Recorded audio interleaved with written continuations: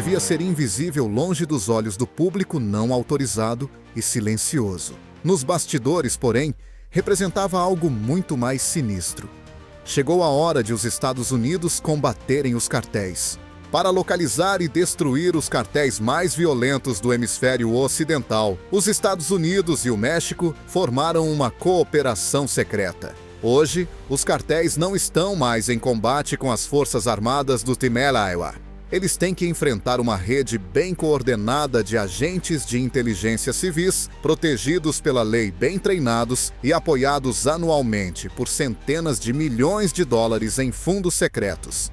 Esta não é uma guerra transmitida ao vivo pela televisão. Não há discursos patrióticos nem notícias de última hora. No entanto, o derramamento de sangue continua, as redes criminosas continuam a desintegrar-se e agentes à paisana continuam a desaparecer nas áreas mais perigosas do México. O que permitiu então aos Estados Unidos enviar mais de 100 agentes civis para o estrangeiro sem criar uma crise diplomática. Quem os autorizou a estabelecer bases secretas a poucos quilômetros dos redutos dos cartéis? E por que é que estas operações nunca foram divulgadas ao público americano pela administração Trump? Vamos usar os nossos segredos da Marinha para descobrir. Mais de 100 agentes federais foram secretamente destacados para o México pelos Estados Unidos. Não se trata de soldados ou tropas de operações especiais.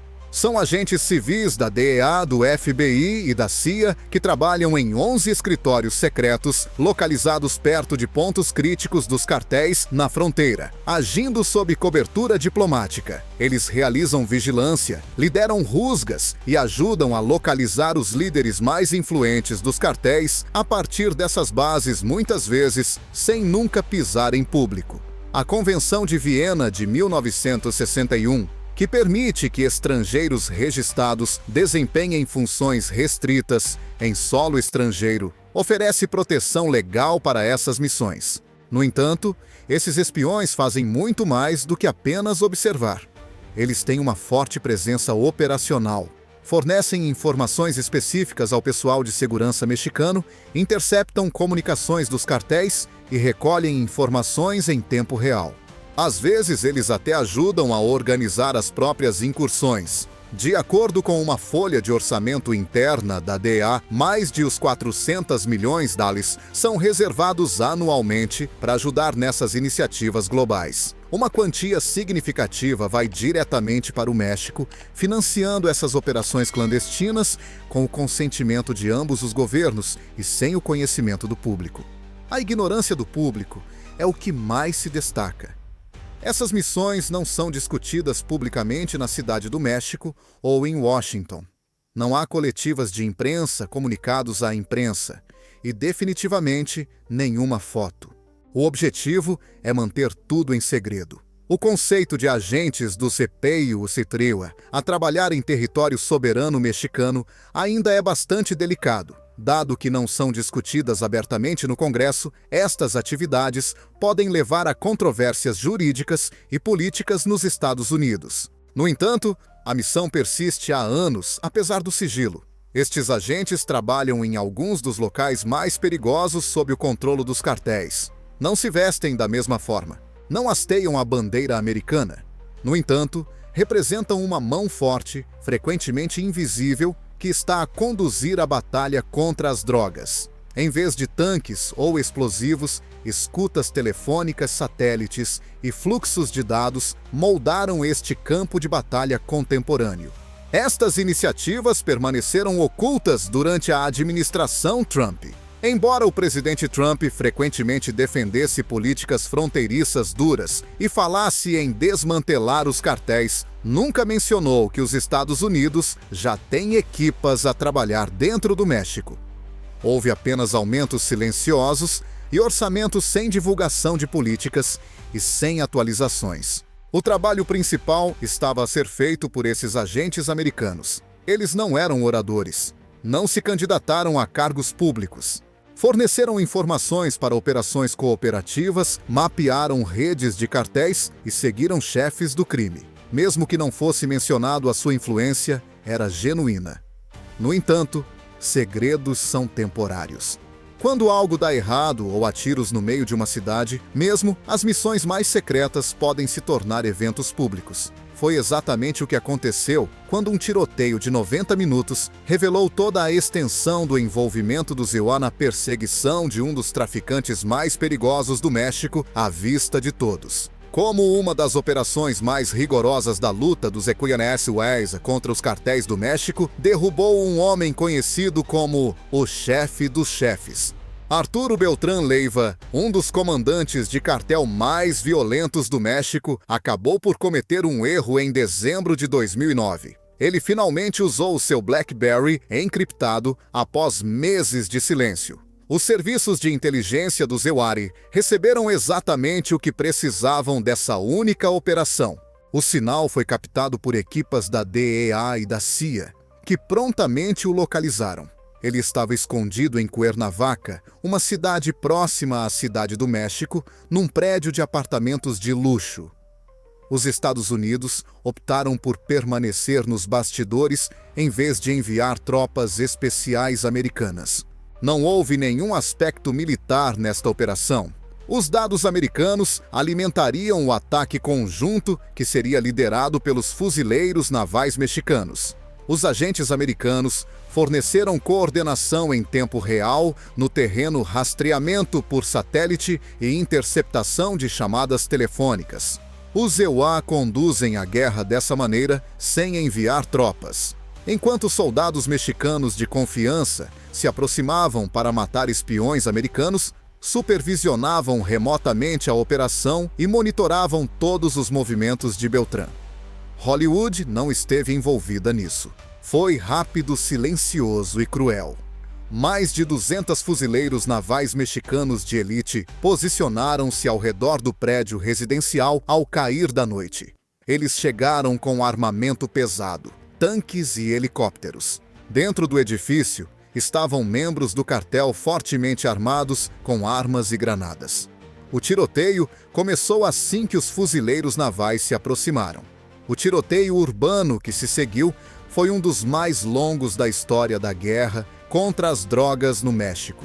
As escadas estavam cheias de granadas. O arranha-céus ecoava com o som de tiros de espingarda. Os fuzileiros navais receberam instruções para não usar armas. Vários membros do cartel foram mortos após 90 minutos de combates ferozes. O confronto resultou na morte do cabo Melquisedec Ángulo Cordova, um fuzileiro naval mexicano. No entanto, o alvo tinha sido encontrado. Beltrán foi encontrado cercado e ferido num quarto no último andar. Ele não ia desistir. Ele teria feito uma última tentativa de escapar atirando. Ele morreu imediatamente. O mundo dos cartéis foi abalado pelo que aconteceu a seguir. Os fuzileiros navais mexicanos teriam coberto o corpo de Beltrán com notas de dólar americano ensanguentadas após verificar o corpo. Era uma mensagem inequívoca. Ele não poderia ser salvo por dinheiro. Era um assunto pessoal. A morte do cabo Cordova transformou uma missão em uma mensagem. Nenhum tiro foi disparado pelos Estados Unidos. No entanto, a operação foi possível graças à inteligência americana. As forças mexicanas foram guiadas até o seu objetivo com o uso de assistência ao vivo, dados de vigilância e inteligência de sinais. Nenhum soldado americano jamais havia cruzado a fronteira antes da morte de Beltrán, o chamado chefe dos chefes. Poucas pessoas em Washington queriam falar sobre a verdade que isso revelava. Os Estados Unidos já estavam fortemente envolvidos na batalha dos cartéis no México. Não tinha nada a ver com exércitos ou barreiras. Tem a ver com a seleção de força, influência e inteligência. E estava a acontecer em segredo sob o olhar de um presidente que fez promessas de poder, mas nunca reconheceu a extensão do que estava a acontecer à porta fechada. Havia riscos envolvidos no sucesso da missão. Os Estados Unidos evitaram reações políticas e manchetes mantendo-se em silêncio. No entanto, esse silêncio também significava que os agentes americanos continuavam a operar em áreas perigosas sem proteção total. A aliança dependia da lealdade de um grupo seleto de soldados mexicanos de confiança. Mesmo isso tinha suas limitações. A administração Trump não ofereceu conferências de imprensa, medalhas públicas, nem expressões de gratidão.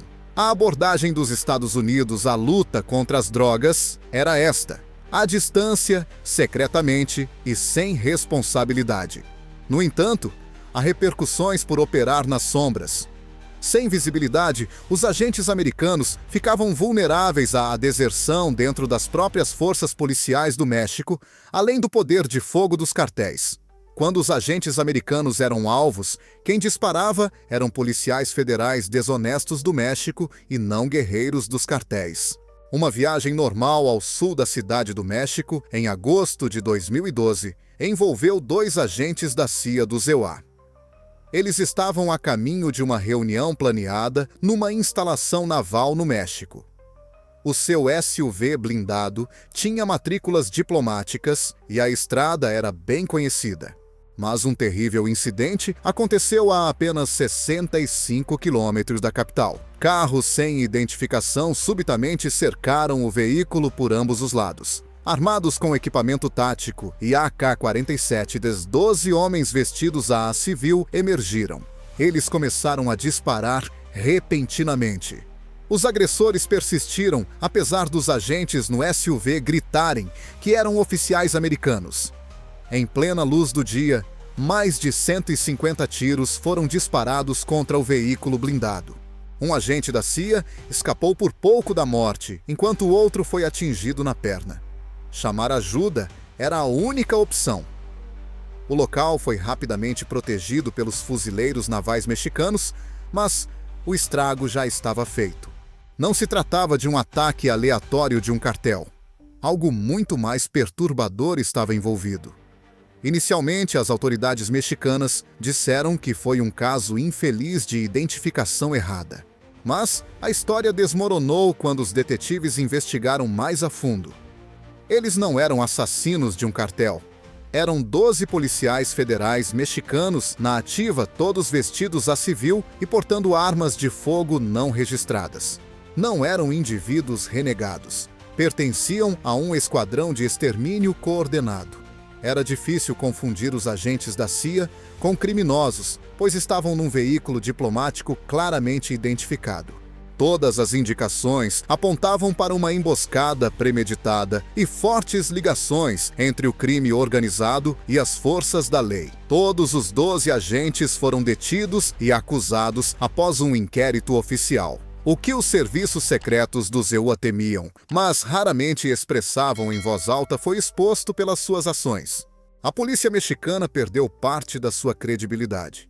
Na verdade, estava a colaborar com os mesmos cartéis que deveria combater.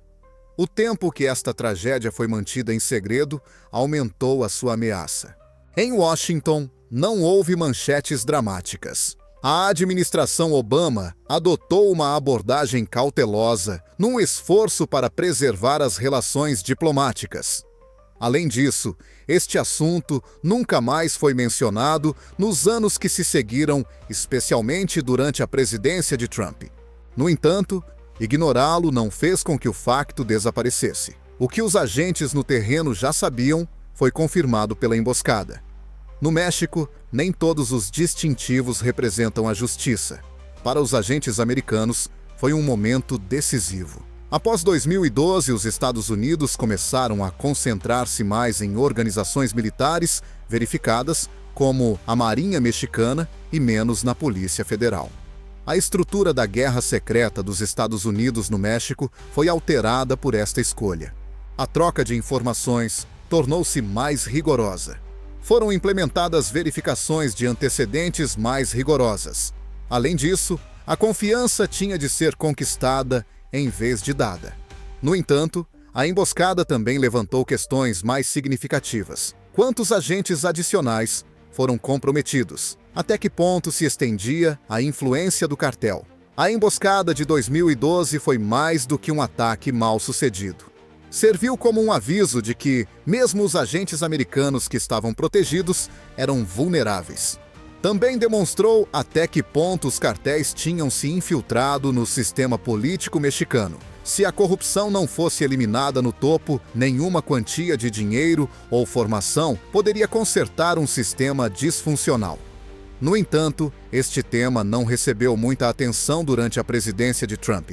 Em vez de limpar as alianças de inteligência dos Estados Unidos, ele falou sobre muros nas fronteiras e apreensões de drogas. Quando 2 funcionários da CIA quase foram mortos pela polícia mexicana, não houve conferência de imprensa. Nada a dizer. Nenhuma responsabilidade. Nada além de silêncio. No entanto, há repercussões por se manter em silêncio. Isso significava que os agentes que trabalhavam no México tinham de ser mais cautelosos, confiar em menos pessoas e estar sempre atentos mesmo ao colaborar com supostos aliados. No entanto, essa traição não foi a primeira. O preço final foi pago por um agente da DEA 30 anos antes. E foi essa a faísca que deu início a um tipo de batalha muito diferente. Foi mais do que uma simples tragédia, quando o agente da DEA, Enrique "Kiki" Camarena, foi brutalmente assassinado em 1985. Foi um momento crucial. A extensão do poder dos cartéis no México foi revelada e os EUA foram obrigados a agir com um vigor nunca antes visto. O assassinato de Camarena fez com que os Estados Unidos mudassem a sua abordagem de cooperação tácita para uma ação unilateral audaciosa. Um dos impérios de droga mais poderosos da época, o Cartel de Guadalajara, era alvo da investigação de Camarena. As suas investigações colocaram em perigo aliados de alto escalão e operações bilionárias, tanto dentro como fora do México. Camarena foi sequestrado em plena luz do dia em fevereiro de 1985. Ele sofreu torturas severas, enquanto esteve detido por mais de 30 horas. Segundo relatos, ele foi queimado, espancado e recebeu injeções de anfetamina para prolongar o sofrimento. Mais tarde, seus restos mortais foram encontrados enterrados nos arredores de Guadalajara, em uma vala rasa. Essa conduta violenta não foi impulsiva. Os cartéis enviaram uma mensagem que afetou profundamente as agências americanas. O espanto se transformou em raiva, e essa raiva deu origem a um fenômeno sem precedentes. A Operação Leyenda, a maior investigação de homicídio da história da DEA, foi a campanha de retaliação iniciada pela Agência Antidrogas dos Estados Unidos. No entanto, não se tratou apenas de uma operação de recolha de provas. Envolveu operações clandestinas no México. A mais controversa foi o sequestro patrocinado pelos Estados Unidos do Dr. Humberto Álvarez Machain, um cidadão mexicano suspeito de manter Camarena vivo enquanto era torturado. Sem o consentimento do México, ele foi retirado da sua clínica em Guadalajara e enviado para os Estados Unidos para ser julgado. Esta conduta, um rapto transfronteiriço, aprovado pelas autoridades americanas, causou um alvoroço diplomático. Foi considerada uma violação da soberania do México. Washington foi criticada por se comportar como um estado delinquente. No entanto, isto foi considerado essencial dentro da administração Reagan. Era uma mensagem direta. Os Estados Unidos administrariam a justiça por conta própria se as autoridades mexicanas fossem incapazes ou não estivessem dispostas a fazê-lo. A ação levantou questões jurídicas arriscadas. Quando o caso chegou aos Estados Unidos em 1992, o Supremo Tribunal decidiu que, embora o sequestro violasse as normas internacionais, não violava a lei americana. Essa decisão autorizou Washington a perseguir suspeitos de pertencerem a cartéis em todos os territórios. Alguns afirmam que, desde então, essa decisão moldou a política externa americana. No entanto, a morte de Camarena teve um efeito estratégico mais profundo. As agências americanas perceberam que nem todos os seus colegas mexicanos eram confiáveis. Muitos níveis, desde a polícia local até os líderes federais, estavam corrompidos. Infiltração, traição e vazamento de informações se tornaram ameaças comuns. O conceito da Operação Liderança foi concebido nessa altura. Os Estados Unidos tentariam mudar o sistema mexicano de dentro para fora, em vez de o usar para combater os cartéis. Isto exigia a criação de forças altamente selecionadas dentro da Marinha Mexicana e das Forças Especiais, grupos que os Estados Unidos treinaram, armaram e vigiaram de perto. Além disso, era necessário evitar as vias convencionais de aplicação da lei, especialmente aquelas que se sabia estarem comprometidas. A base das atividades do ZEUA no México era esse conceito que foi sutilmente modificado ao longo dos 20 anos seguintes. Os Estados Unidos procuraram recuperar a vantagem num campo de batalha onde a confiança era limitada, concentrando-se em unidades limpas, cuidadosamente selecionadas e aplicando procedimentos de seleção rigorosos. A história de Camarena passou a representar o que acontece quando a corrupção se instala e a diplomacia falha. Demonstrou que as rusgas e os tiroteios não são as únicas táticas utilizadas na guerra contra a droga. São também conflitos sobre justiça, lealdade e sigilo. A abordagem atual dos Estados Unidos ao sistema de segurança do México ainda é influenciada pelas feridas de 1985. Os Estados Unidos descobriram que purgar os seus aliados de dentro era a única maneira de triunfar e evitar outra traição. E essa abordagem começou com uma iniciativa ousada de partilha de informações. A DEA introduziu uma nova estratégia ousada quando os Estados Unidos perceberam que cooperar com os polícias desonestos do México era inútil.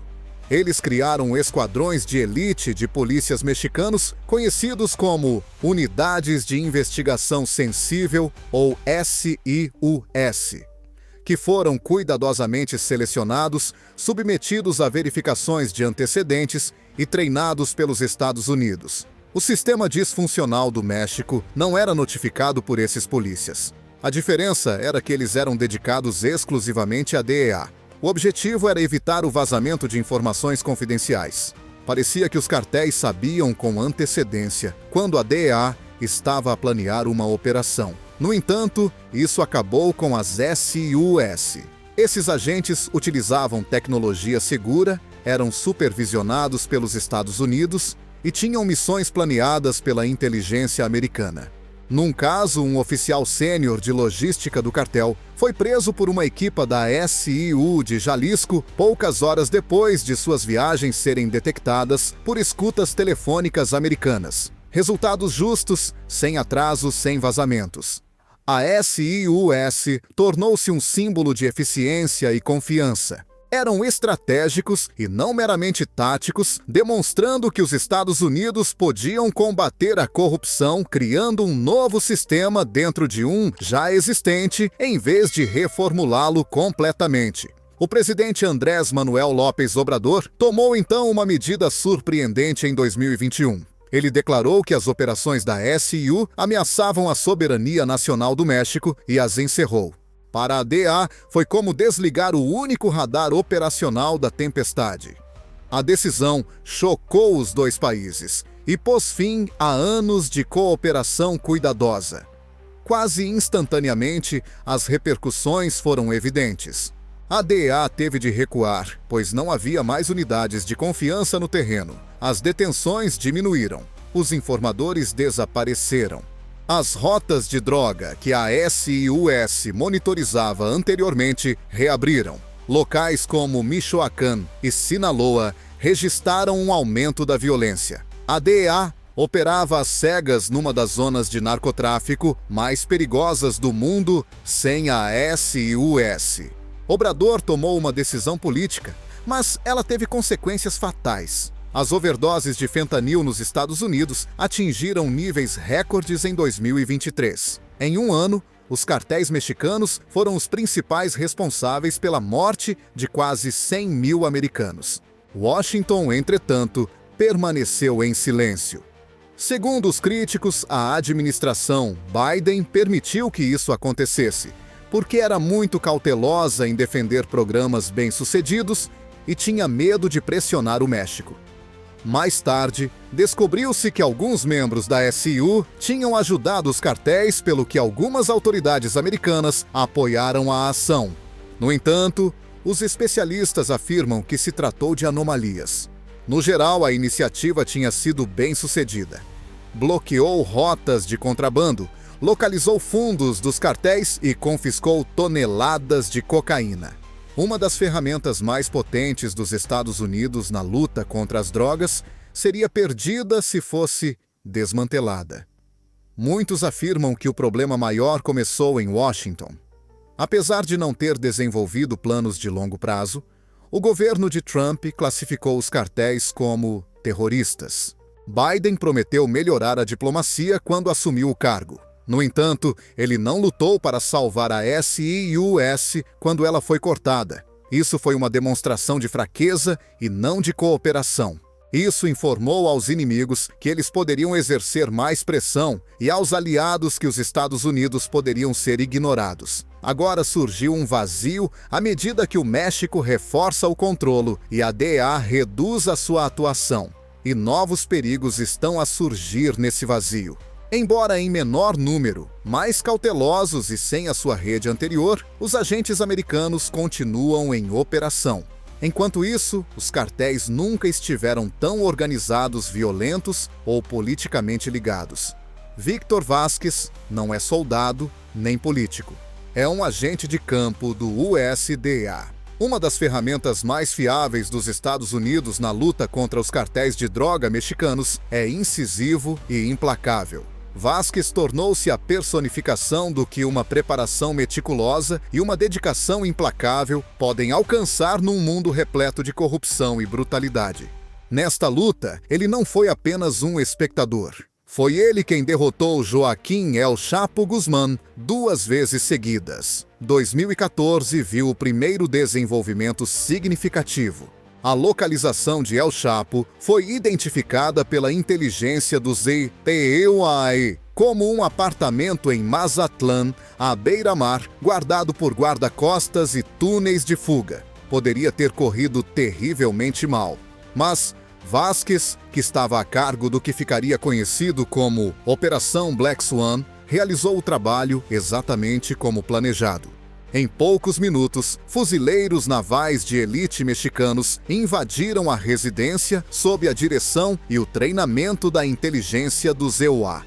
El Chapo não disparou nenhum tiro. Eles o capturaram vivo. Não houve vítimas. Não houve vazamentos. Mesmo os espectadores mais experientes ficaram surpresos com a limpeza da operação. A arte de Vázquez ficou em segundo plano. No entanto, os especialistas estavam cientes. Ele planeou meticulosamente a sua missão.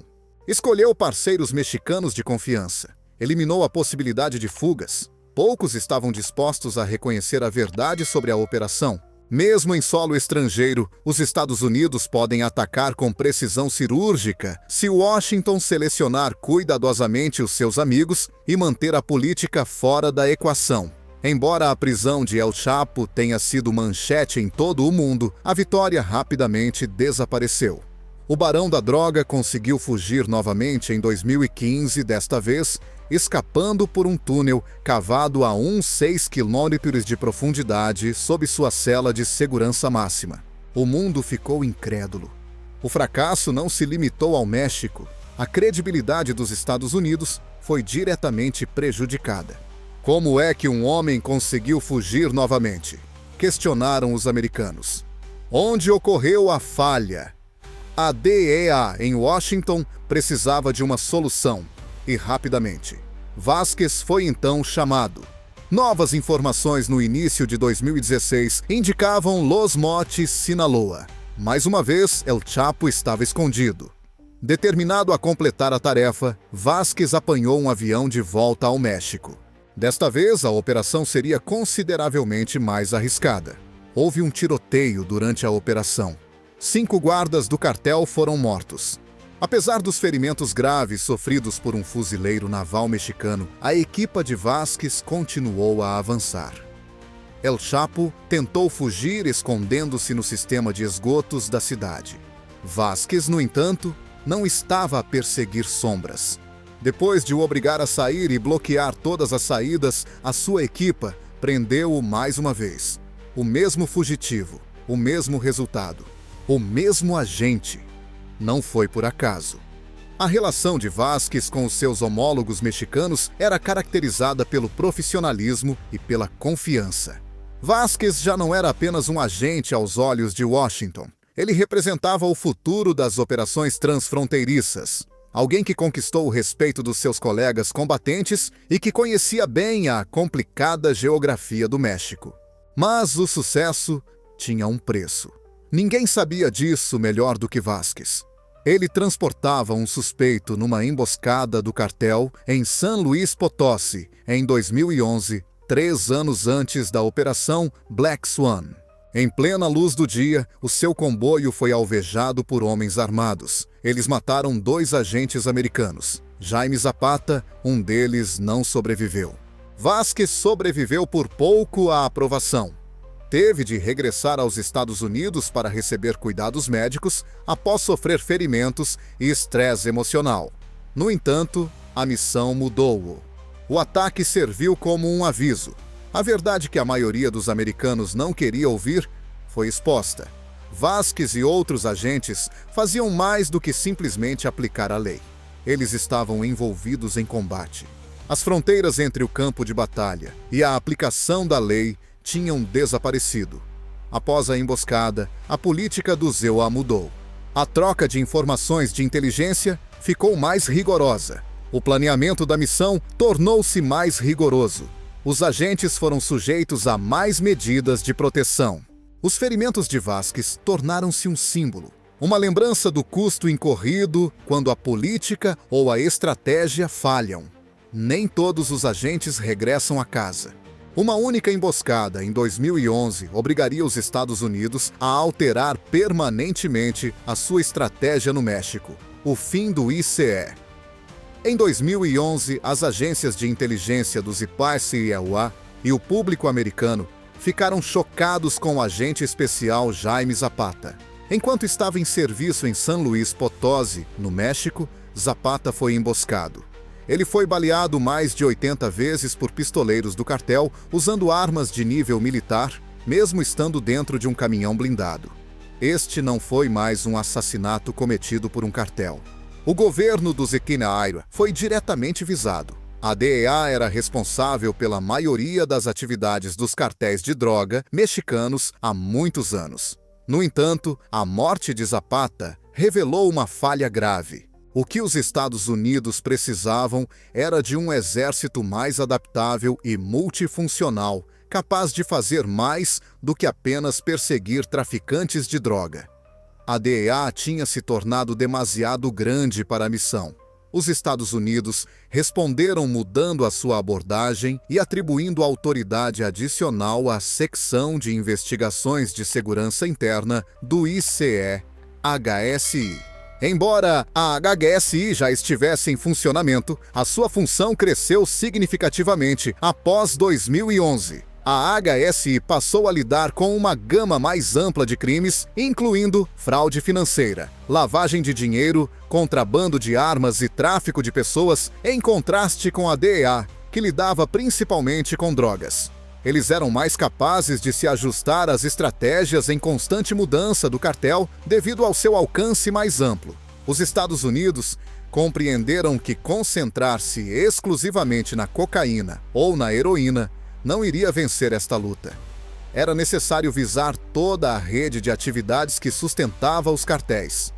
A HSI rapidamente demonstrou o seu valor. Ao contrário da DEA, não chegaram às manchetes. Não eram obrigados a isso. Outros perseguiam os chefes, mas a HSI ia atrás do dinheiro. Ajudaram discretamente numa das maiores apreensões de cocaína da história da Cidade do México. Sem um único tiro disparado, essa operação interrompeu as rotas do cartel e confiscou milhões de dólares em dinheiro e drogas. A HSI utilizou uma abordagem simples. Primeiro inteligência, depois ação. Educaram as tropas locais, ganharam a confiança das autoridades mexicanas e utilizaram técnicas cibernéticas para encontrar canais de tráfico ocultos. A HSI acabou por ser apelidada de Força Fantasma. Embora fossem temidos pelos cartéis, nunca foram antecipados. Trabalhando nas sombras, descobriram sistemas bancários secretos e redes financeiras que os barões da droga usavam para esconder os seus ganhos. Além disso, os agentes da HSI mudaram subtilmente o campo de batalha, enquanto os agentes da DEA frequentemente ganhavam as manchetes. Eles demonstraram que as atividades secretas podiam causar mais danos do que os tiros. O sacrifício feito por Jaime Zapata não foi esquecido. Os Eora passaram a lutar de forma mais estratégica como resultado disso. A partir daí, a HSI tornou-se um símbolo da necessidade de mudança dos Estados Unidos, não apenas como organização.